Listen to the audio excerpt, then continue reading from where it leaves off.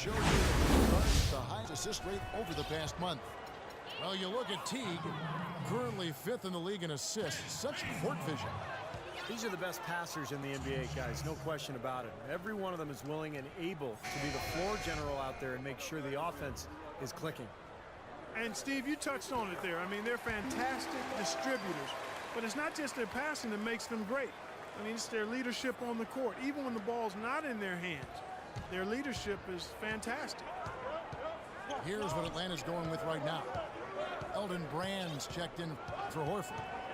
Carol Antic comes in for Mike Scott. Damari Carroll's checked in for Paul Millsap. And it's Dennis Schroeder in for Jeff Teague. From the sideline, let's catch up with Doris Burke. Well, Kevin, the Atlanta Hawks, a team that looks to spread the floor with shooting. Coach Mike Budenholzer said we don't want to just be a three-point shooting team. We want to get to the rim first. By creating that space, we give our guards and our bigs a chance to attack. If the paint is taken away, we'll look for our shooters. Good strategy, Kevin. Coach Bud coming from San Antonio, Doris. The Hawks trying to create that same kind of spacing. Right back to the basics there, using the one-hand slam for that one. Doesn't he make the basics look pretty exceptional? Yeah, he does. They look sweet when he does it. Well, he should stay with those basics in a tight ball game because we've got one here tonight. The Hawks leading. Here's Bazemore. He's got 11. Pass to Carroll.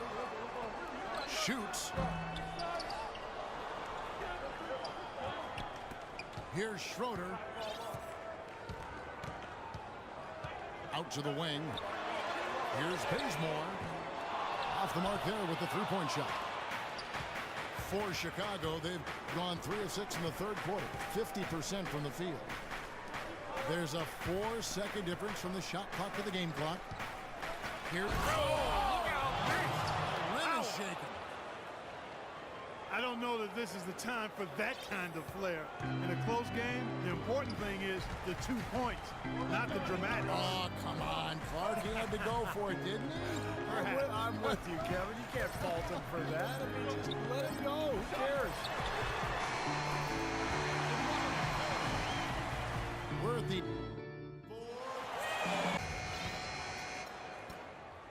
Hawks leading by 3. On the court for the Bulls, getting this fourth quarter started. D. Rose and Jimmy Butler, the backcourt. Inside at the 4 and 5 are Gasol and Noah. And it's Dunleavy in the small forward spot. It's deflected. Millsap with the steal. Korver kicks to Millsap. He dishes it to Korver. Pass to Horford. Got a piece of it. Stolen by Rose. And Dunleavy gets it to go in. 3 consecutive baskets have come right at the rim. Defense had better start buckling down and tightening up. Yeah, they're getting exposed right now. Gasol with the steal. Goes up. Rose dishes to Dunleavy. Rose against Teague.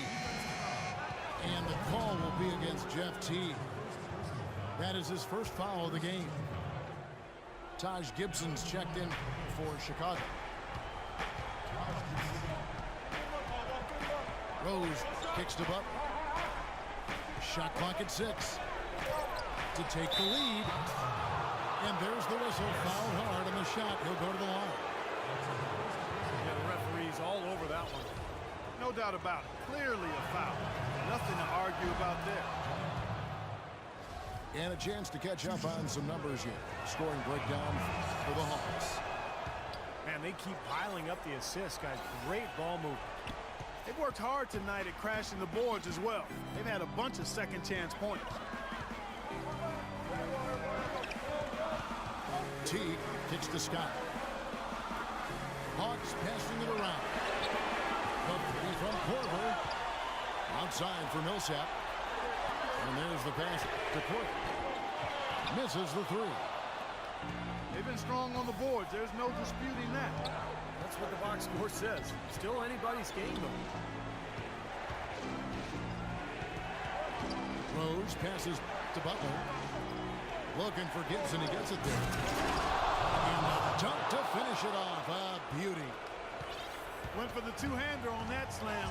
That's where the weight room comes into play, Kevin. I think some urgency from him there. Yeah, he's sensing this is a critical time in this game, guys.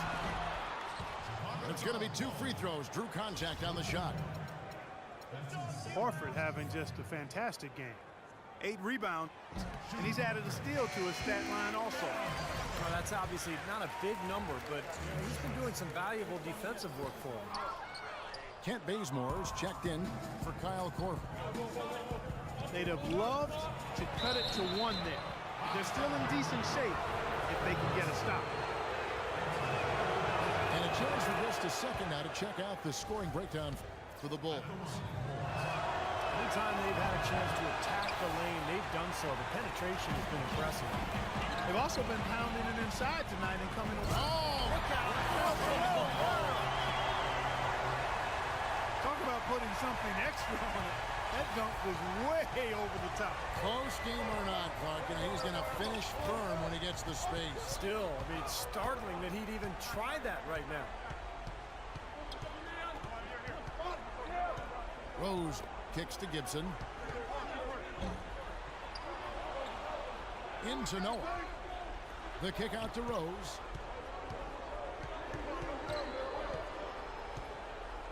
Around 3 minutes gone here in the 4th quarter. Right wing. He kicks to Dunlap. Shot clock at 6. And the foul called on Paul Millsap. Boy, it's been a tough go in terms of fouls for him. And my goodness, he can't stay out of the way of fouls. Rose in the post. Team covering. From 13. No good off the back of the rim. Atlanta's gotten off to an 0 for 2 start from downtown here in the 4th quarter. Outside Millsap. On the wing, Scott. Kept alive. Well, that's a rebounding clinic right there. He boxed out and then went up aggressively and strong for it. So the first one drops, and that will put them up by 2. And he cannot convert on the second. That misses. His one miss there could be important. There's a big difference, a huge difference between a 2-point lead and a 3-point lead. The score now all even. And that's 12 points for Al Horford. And their solid play in the paint continues, guys. Well, that's been the focus, Clark, as we've watched. I mean, they've created one chance after another inside. Yes! Huge points. That's beyond huge, Steve. I mean, they needed that bucket desperately. 59 seconds left in the 4th quarter. To the right side. Bazemore dishes to Millsap. It's stolen by Dunleavy. Clark, they're going to try to take as much time off the clock as they can. Exactly. Expect to see some long possessions out of them going forward. This is it to Gibson. They double him with Horford. Clock at 6. Gibson passes to Dunleavy. The kick out to Rose.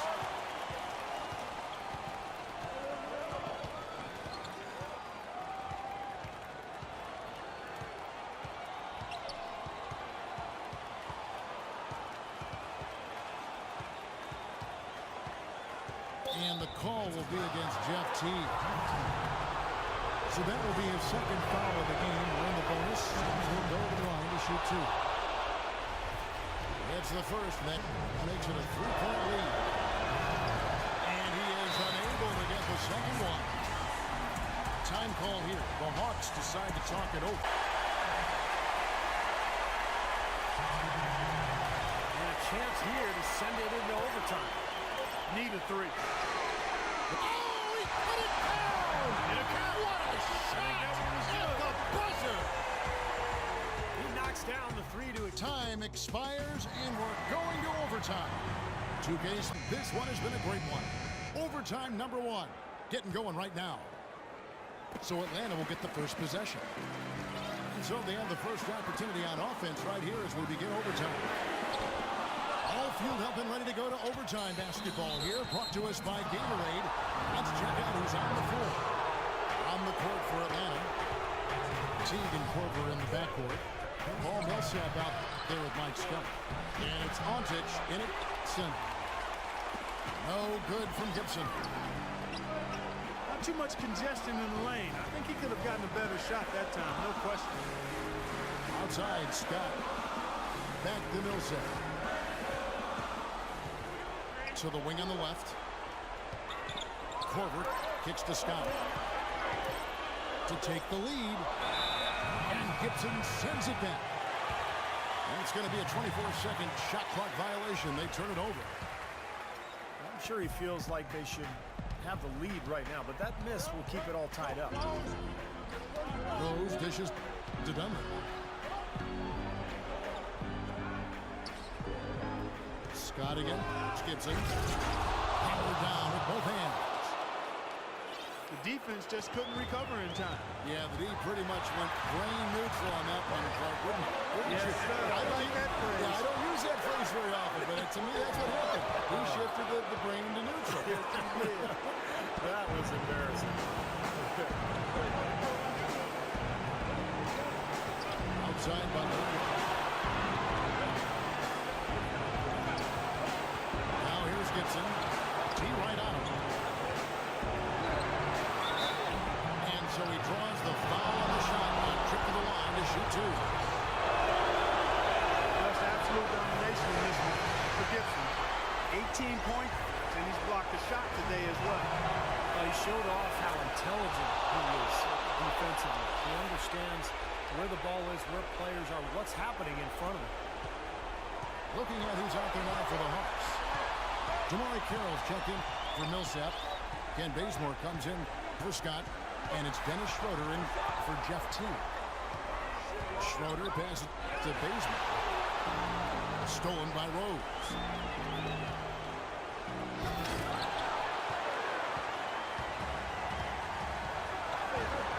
Korver kicks to Carroll. Dishes it to Schroeder.